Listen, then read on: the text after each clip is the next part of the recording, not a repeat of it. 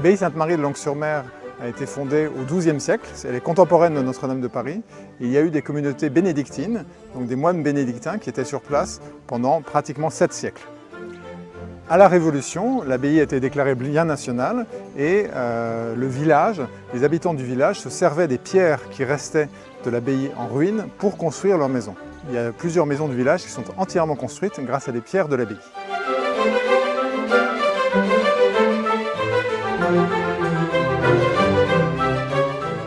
Donc, au début du XXe siècle, une famille américaine s'installe ici pour 30 ans et commence les premières restaurations qui datent donc des années 30, interrompues pendant la guerre pour les raisons que vous imaginez et qui reprennent jusqu'à la fin des années 60.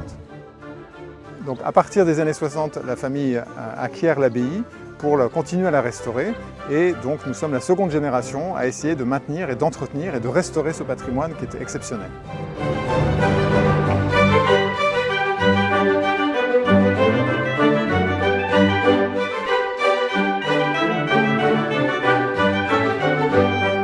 Pour la restauration du loto du patrimoine, ce qui est prévu, c'est de remettre un toit sur ce qui reste du chœur, de le rouvrir au public, de permettre aux touristes de visiter l'intérieur du chœur et également de changer le toit du réfectoire des moines, qui est l'hôtellerie de l'abbaye, où étaient hébergés les hôtes de marque, puisque l'abbaye était sur le chemin de Saint-Jacques de Compostelle aussi.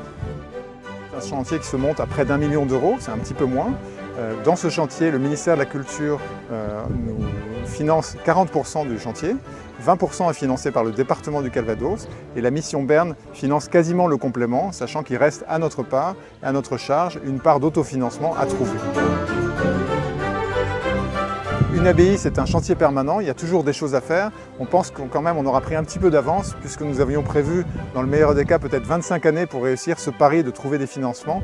Mais là, grâce au loto du patrimoine, l'abbaye va revivre encore pendant plusieurs siècles, nous espérons.